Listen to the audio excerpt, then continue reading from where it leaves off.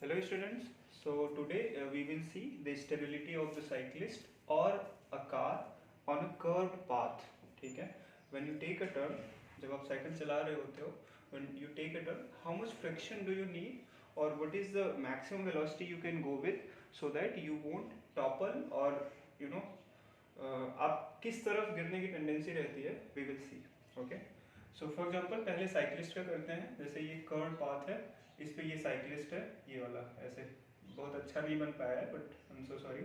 सो ये अगला टायर है and this is the handle. Centre of mass is going to act. So centre of mass of whole cyclist as well as the cycle, so it is going to be somewhere in between the two tyres, the front one and back one. So ये आप देखोगे कि ये handle पे दिख रहा है but it is not. Okay, ठीक है. तो फ्रंट टायर पे इधर देखो नॉर्मल रिएक्शन लगेगा अपवर्ड और mg whole weight of the cycle and cyclist is going to act at COG. ठीक है. तो first of all and friction force will act towards inside. ठीक है, ये मैंने यहाँ लगाया है जस्ट सो दैट ज़्यादा कॉम्प्लिकेटेड ना हो. फिगर देखिए ये, ठीक है, फ्रिक्शन फोर्स. तो ये फ्रिक्शन फोर्स को बैलेंस कौन करेगा? Tell me. सो अगर आप r रेडियस के पाथ पे टर्न ले रहे हो, ठीक है, सॉरी, r रेडियस के पाथ पे टर्न ले रहे हो, ठीक है, path of the cyclist, radius, right,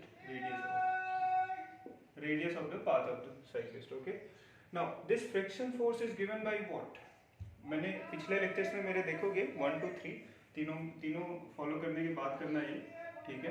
वैसे भी समझ में आ जाएगा कि this friction force is balanced by mv square by r. ठीक है, and this friction force is what?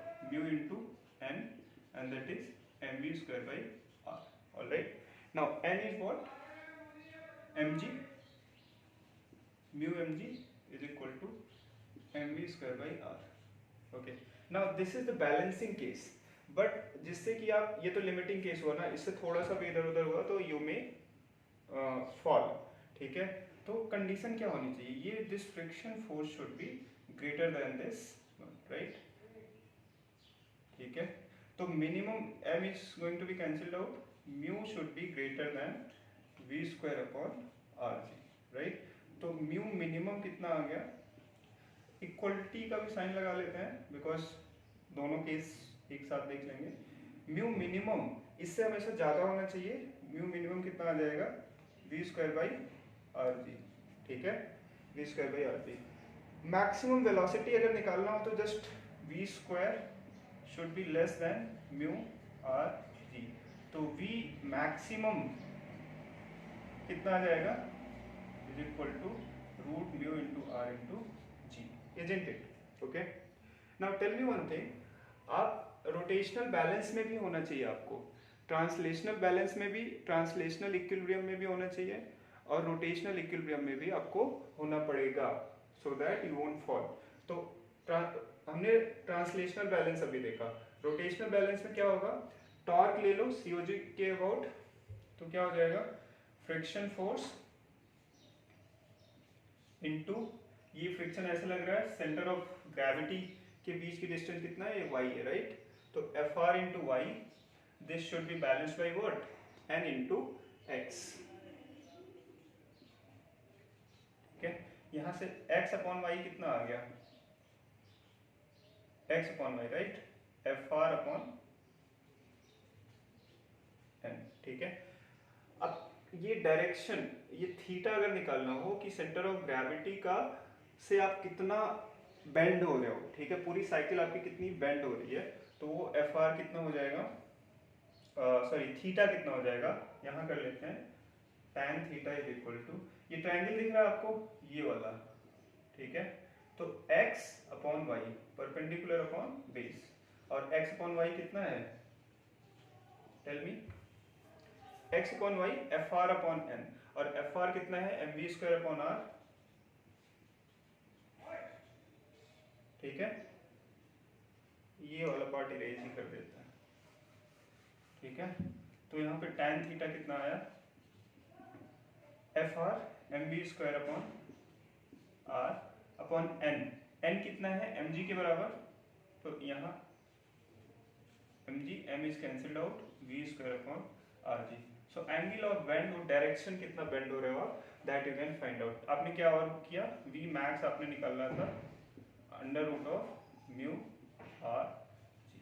ठीक है, दीज थिंग्स आर इंपॉर्टेंट। अगर आपको याद है तो नीट जैसे एग्जाम में you can directly do calculate minimum friction कितना लगेगा V square upon R G, और मैक्सिमम वेलोसिटी किस वेलोसिटी से आप जा सकते हो that would be root of mu R G. किस डायरेक्शन में आपका सेंटर ऑफ ग्रेविटी से जो कितना बेंड होगे वर्टिकल से, ठीक है, वो आपको पता चल जाएगा। tan theta is equal to V square upon R G, right. Now let's do the car वाला केस, ठीक है।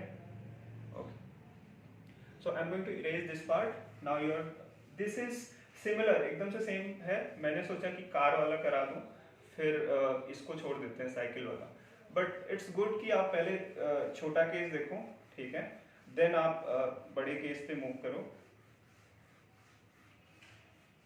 ठीक है। टॉपल होना मतलब जैसे कार के केस में क्या पलट जाना, राइट। और आपको हमेशा पता है कि जिस कर्व पाथ पे इनर वाले पाथ पे आपको बेंडिंग की टॉपलिंग की पॉसिबिलिटी ज्यादा है। जैसे इधर पलटोगे आप, ऐसा नहीं कि उधर पलट गए, ठीक है, इधर पलटोगे, राइट। तो ये वाला केस देखो, कार है, बहुत अच्छा नहीं बना पाया मैं, ठीक है, I am very bad at drawings, तो ठीक है। ओके, एंड ये फ्रंट व्हील्स हैं दोनों पे नॉर्मल रिएक्शन मैंने दिखाया N1 N2। Friction force, again friction force inside क्यों लग रहा है पता है, क्योंकि टायर की स्लिपिंग की टेंडेंसी किधर होगी, आउटसाइड, राइट। तो उसके स्लिपिंग के अपोजिट में, ठीक है, आप ऐसे जा रहे हो, साइकिल वाला केस ले लो, ऐसे जा रहे हो तो स्लिप हो गए तो ऐसे हो गए, राइट। आप इनर साइड पे अगर गिर रहे हो तो ऐसे गिरोगे, राइट। तो इसलिए फ्रिक्शन फोर्स की जो डायरेक्शन है it would be towards the centre, ठीक है। Radius of the path on which you are taking the turn is assume to be R, ठीक है। यहां पे बताओ N1 plus N2 isn't this mg है, राइट, या ठीक है। और व्हाट एल्स, दोनों जो नॉर्मल रिएक्शन है it is going to be balanced by mg, ठीक है। और F1 प्लस F2 क्या हो जाएगा, friction force, again friction force Fr1 कह लो या F1 कह लो, Fr1 Fr2, ये कौन देगा, again it would be balanced by mv square by r, ठीक है। Fr1 क्या है, mu n1 plus mu n2 is equal to mv square by r, mu common ले लो, n1 प्लस n2 की जगह mg लिख सकते हो, is equal to mv square by r, right. फिर से भाई कंडीशन लगा लो, this friction force should be greater than और equal to this, mu is greater than और equal to v square by rg, ठीक है। तो minimum mu minimum friction coefficient इतना होना ही चाहिए v स्क्वायर अपॉन rg, और मैक्सिमम वेलोसिटी v मैक्स कितना होना चाहिए, अंडर रूट बताओ म्यू rg, ठीक है, that's the maximum. Now this is about translational equilibrium. Rotational, आप कंप्लीट इक्विलिब्रियम तब हम कहते हैं जब ट्रांसलेशनल इक्विलिब्रियम हो as well as rotational equilibrium दोनों हो, ये ध्यान देना हमेशा। कभी भी क्वेश्चन में अगर रोटेशनल मोशन आया and question is talking about equilibrium, then you can not just do the translational equilibrium and leave the question, no, उसको मत छोड़ो, and you have to see, you have to check whether the body, the object is in rotational equilibrium as well, okay।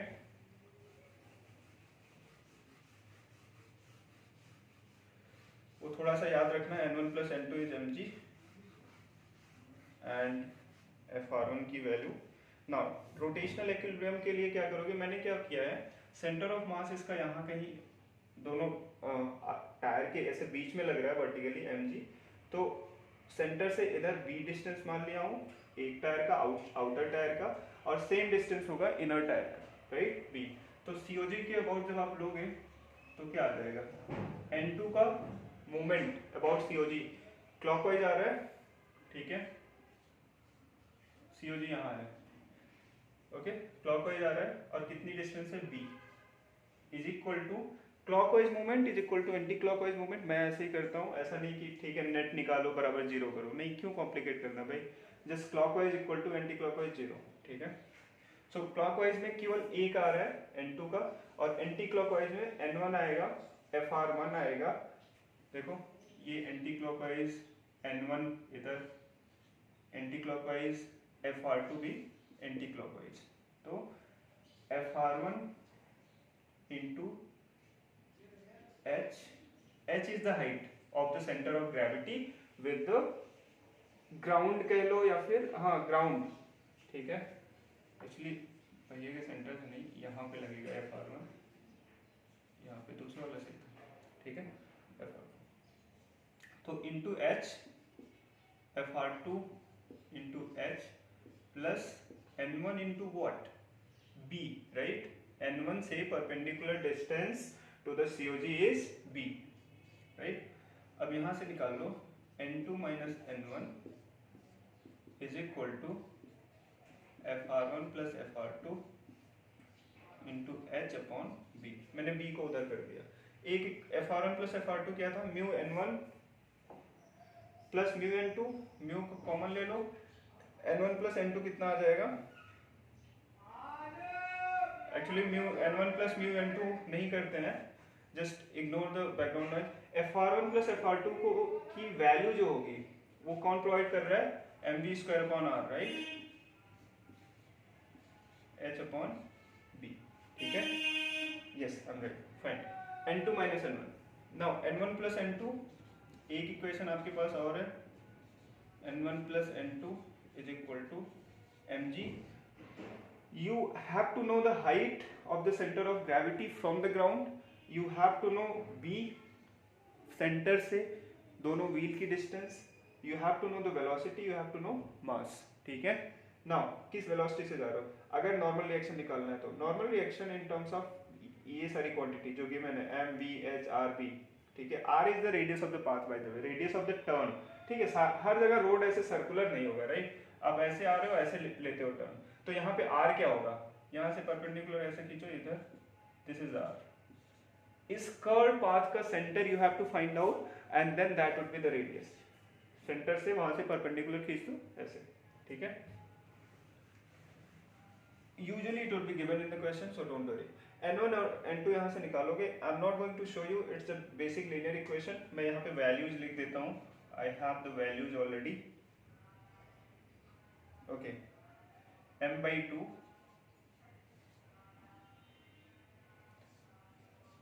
g minus v square h by rb और n2 is equal to m by 2 वही g plus में आ जाएगा, g plus v square h by rb।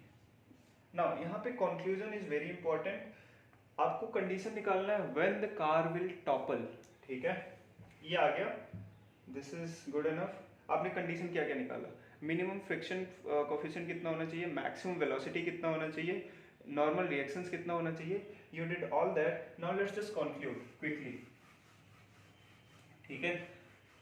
तो conclusion ये होगा कि condition you have to find out when will car topple. अच्छा, कार ना टॉपल करे उसकी कंडीशन क्या होगी, हमेशा यहाँ पे n2 is greater than n1, it is going to be the case, आप इससे देख लो वैल्यू, ठीक है, कोई भी इसमें v, h, r, b, g कुछ भी नेगेटिव नहीं होगा, n2 will always be greater then 1, ठीक है, आउटर व्हील पे रिएक्शन ज्यादा होगा इनर पे, तो इनर व्हील पे जब रिएक्शन जीरो हो जाएगा, इतना कम नहीं होने देना है कि कार विल टॉपल, तो car will topple when inner wheel पे रिएक्शन जीरो हो जाएगा, ठीक है। Unfortunately, we cannot measure it while we are driving, right? Otherwise, ऐसा ना हो, ठीक है, तो we use our experience, ठीक है। यहाँ से जब जीरो होगा तो हमें मैक्सिमम वेलोसिटी की कंडीशन आ जाएगी, and that velocity is going to be सीधा GRB हो जाएगा अपॉन h का रूट, ठीक है। तो हमारा मिनिमम वेलोसिटी, हम कितनी मैक्सिमम वेलोसिटी से जा सकते हैं, is GRB h, G R B upon H का स्क्वायर रूट। तो अगर हम इस वेलोसिटी से एक्सीड कर गए, ठीक है, इस वेलोसिटी से एक्सीड कर गए तो हमारा कार टॉपल हो जाएगा। तो मिनिमम मैक्सिमम वेलोसिटी हम कितना जा सकते हैं, जी आर बी बाई एच का स्क्वायर रूट, ठीक है। सो कार विल टॉपल कब, when v should be greater than this, ठीक है। इससे ज्यादा एक्सीड करे तो कार विल टॉपल। तो मिनिमम वेलोसिटी कितनी होनी चाहिए, मैक्सिमम नहीं, I am sorry I kept saying maximum, तो एक्चुअली मैक्सिमम ही होगा यार, उससे ज्यादा तो ओके। तो मैक्सिमम, राइट, मैक्सिमम वेलोसिटी इतनी होनी चाहिए, इससे अगर आप एक्सीड किए तो n1 नेगेटिव आ जाएगा ना, इसका कोई फिजिकल सिग्निफिकेंस नहीं रह जाएगा। n1 negative, normal reaction negative कैसे हो सकता है, राइट। तो v max should be root of G R B by H, ठीक है, इससे ज्यादा नहीं हो सकता। Okay, so that's it. एक दो छोटे छोटे कॉन्सेप्ट और बचे हैं सर्कुलर मोशन में, I will cover it in my next lecture, and for that, till then, thank you so much for watching the video. Do share the video and do subscribe to the channel. Thank you.